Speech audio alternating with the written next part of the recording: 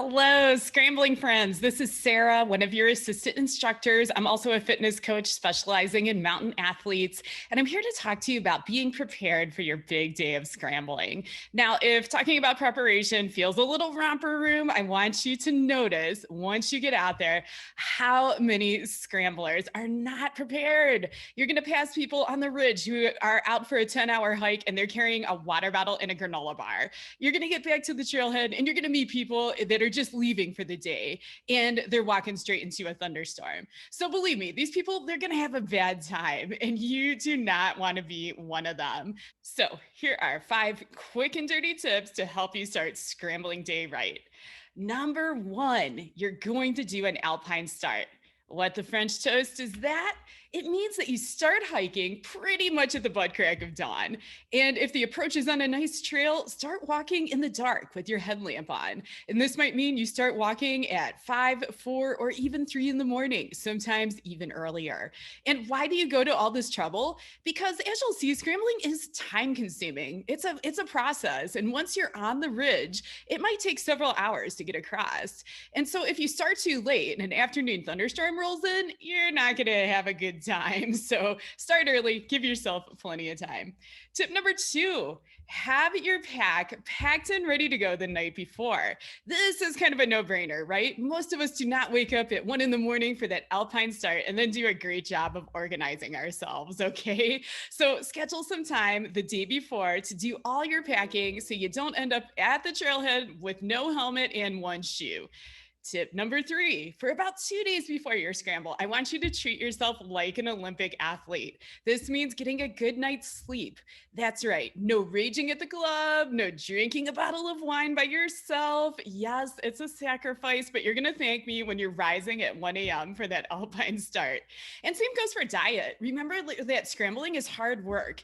You may be out there for 8 hours on a short scrambling day. So this isn't the time to diet. This isn't the time to restrict. You want to make sure you're replacing all your calories so that your muscles are full of glycogen fuel.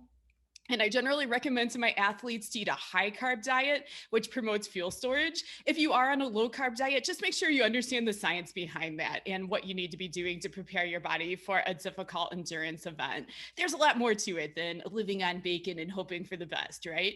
Tip number 4, be early to the meetup point. You don't want to eat lots of carbs, stay home from the club, get up at 1 a.m., and then have your scrambling group leave you behind because you're late.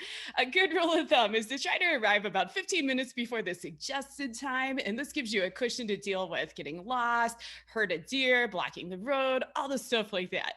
Final tip number 5, plan to eat and hydrate while you scramble. Don't be the person who's trying to hike 10 hours on one Lara bar, okay? To put this in perspective, you're probably going to burn about 300 to 500 calories per hour while scrambling. So a good rule of thumb is to try to replace about half of those calories through eating. So make sure that you bring plenty of snacks, you have them in your pockets where you can grab them fast, and try to eat or drink every 30 to 60 minutes, even if you don't feel physical hunger and thirst yet.